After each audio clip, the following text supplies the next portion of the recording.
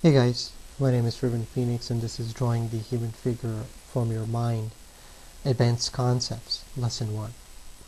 So in these lessons, what I want to do is, what we want to do is just build on top of what we understood from all the lessons that we went through in the structure of man and in that gesture drawing process. And really, I guess we want to fine-tune our thinking to a point where we want to have, let's say, an ability to put the figures down, our ideas down of drawing the figure much more rapidly, right? Because the payoff is in when we're doing stuff like storyboarding or putting our comic books together, animations, character design, whatever you have it. We have to think about that whole composition. So where we went through that in that system of that gesture drawing process, we knew that we have to use at least some kind of a system, right? So if we could get a system in place and which allowed us to, let's say, draw virtually thousands of figures, we could detach from this process that we're going to go through now and then reach a point where we can just create the figure just by putting the ideas down. Let's say we start out with the eyes, the nose, and the mouth, and we can just develop it from any point, right? So this is like when you've drawn the figure thousands of times here, right? So like, let's say for our purpose, what we're really interested in is something that we can use for ourselves that will allow us to think much more freely, I guess, right? So to do this, we are going to use again artistic thinking here, right? So we're going to come up with some kind of a theory here, and we're going to try to prove this theory to be correct and see how is it going to really help us. So one of the things is let's say when we're drawing the figure, right? Let's say we start out with some kind of a flow line over here. Right, so this is our flow line. Okay, so one of the things is like, okay, look, let's say if this I create a box over here. Let's say this is like our sheet of paper, or let's say we're drawing inside for a storyboard or something, right? And we have to fit the figure inside this box here, right? And we've already created the flow line, so we have to fit the figure in between these lines here, right? And we could be pretty expressive on how we put these ideas down, because so here I'm just talking through the whole thing here. In the next lesson we're actually going to do it without too much talking, but we need to understand this. Okay, so if I do the flow line here, I've already determined the height of the figure, right? So here right now I'm stopping and talking to you through this. So like in this technique, when I put this down, right, I know that the crotch area is already going to be here, right? And this means that we could put down the legs for the figure just like this, right? Because if you divide this in half, right, but if you divide it in 4 sections, you knew that actually right in the middle here, the knees are going to be at this point here, right, above this line here, and then you'll get into the area of the foot here.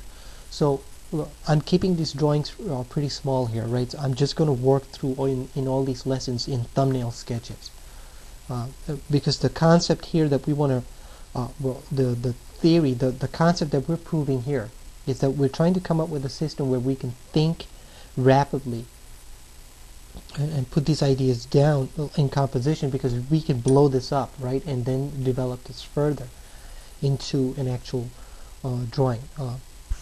Okay, so once you have this down, right, and the other thing is, okay, so if you know that if you divide this in half, you already figured out where the chest line is going to be, right? This is where the nipples is, and then the chest will be a little bit here in the bottom, right? If this is where the line for the nipple is, and halfway down here is going to be where the navel is. So we've solved the entire mystery here for the bottom of the figure, right? Because when you know that the navel is here, and when we went through that process of looking at the 8-head figure, when we were looking at the muscles, we knew about those ratios, right? We knew that well, right where that navel is, 1/3 down, right, it's going to be your pelvis area. So here we pretty much just also figured out kind of like the width here, right? This is going to be the love handles going in this direction, and here all we have to do is really just put the muscles down for the leg over here. Just jot them out as simple ideas here, right? I don't care about details here, and if I'm making some line here or something's a little long here, that's not the purpose here. It's just trying to think this through, getting these ideas down fairly quickly. Okay, so here I know that the knee is going to be here.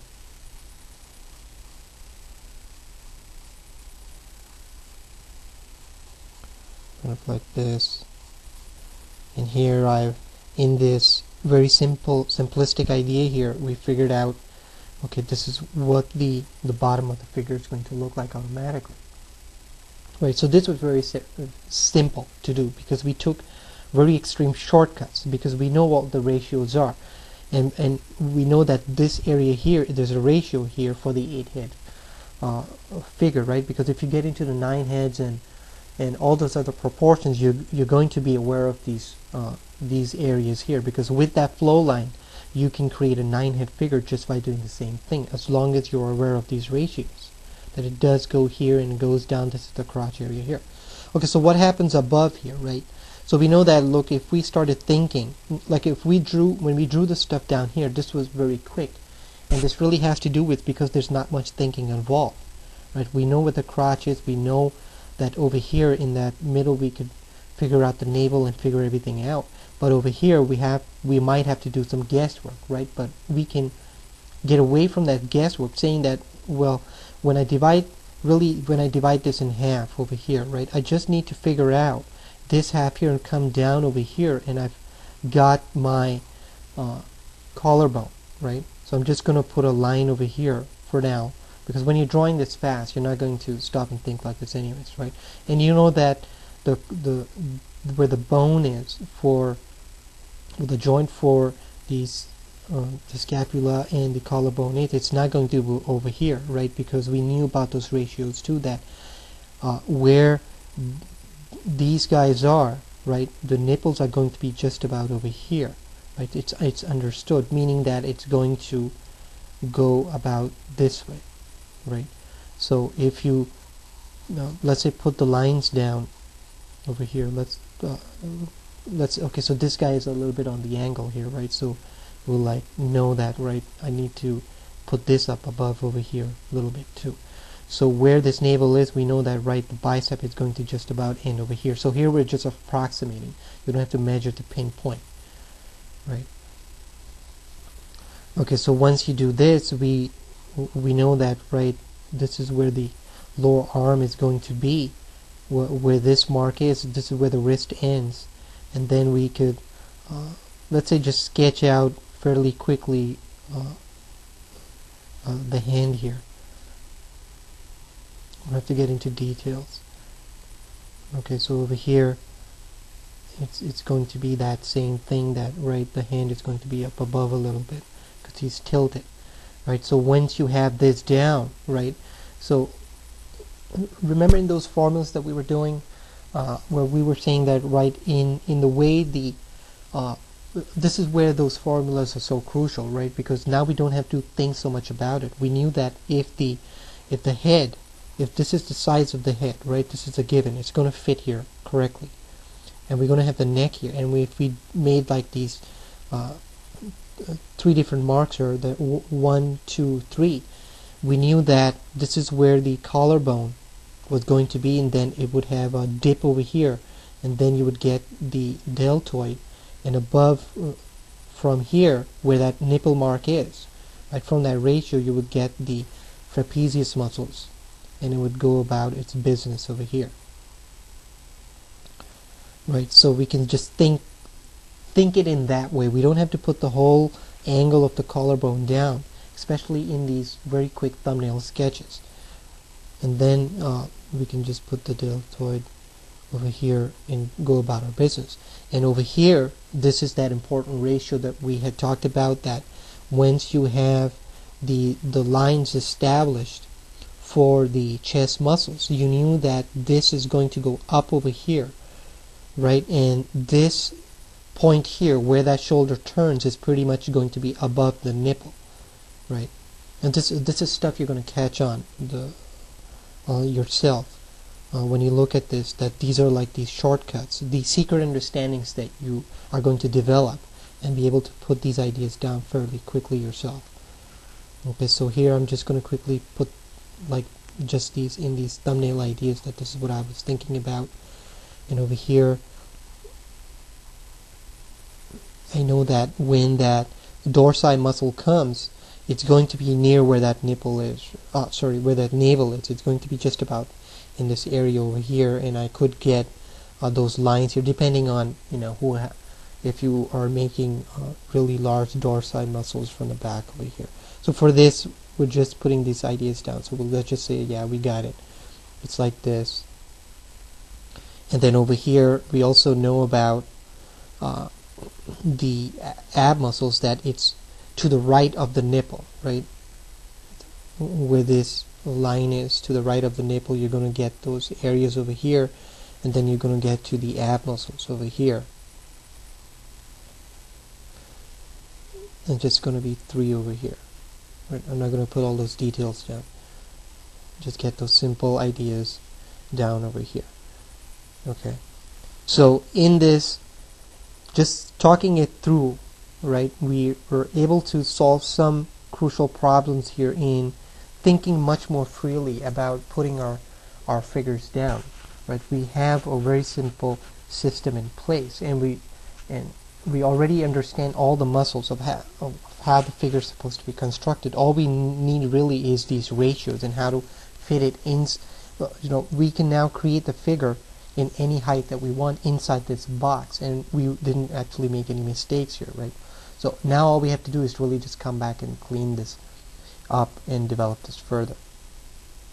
Okay, so in the next lesson, well, what we're going to do is we'll now stop talking and now just do a couple of drawings here and see that is what we're saying, this theory, because here I would say that we've proved that theory, that yes, it's possible to do this, right, as long as the mind understands some simple ratios of putting the figure down, because it already has the background information. It knows what the figure looks like, right? It's all hidden inside that idea of symbolism. So here it's going to come to the rescue anyways. We just need these very simple ratios to be aware of. That helps us put these ideas down fairly quickly. So let's just go over some of these ratios real quick here. Okay, so one of the things is that where this line for that nipple is, right? We know that below this is going to be the ending. A little bit below this is going to be ending for the deltoid, where this angle hits, and above this is going to be the area where this guy starts turning, right? Meaning that you're going to get this point where the deltoid turns, right? And this is going to be approximate, but it helps you put these ideas down. And the other thing is that when we know where the navel is, we know that in that ratio, if you divide it in 3 different parts here, you could quickly put down the love handles and figure the entire construction out much more rapidly, because you know that when you divide this part in half, the knees are going to be above this line anyways, right? And over here where that navel is above this is where the very slightly above this is where the elbow is on the back here, right? And this gives you the understanding of how long the arm is supposed to be, and then you can put the forearms down.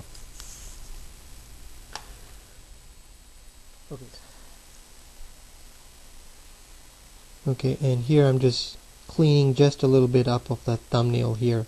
So here in that process where we put it down, put those few lines down, I can come up here and just put down some specific lines here, and then I can blow this up on a copy machine. So here I could virtually put like hundreds of figures together and make pretty complicated compositions putting my ideas down and blow them up, right? So it really doesn't matter how you do this. You could have done this bigger.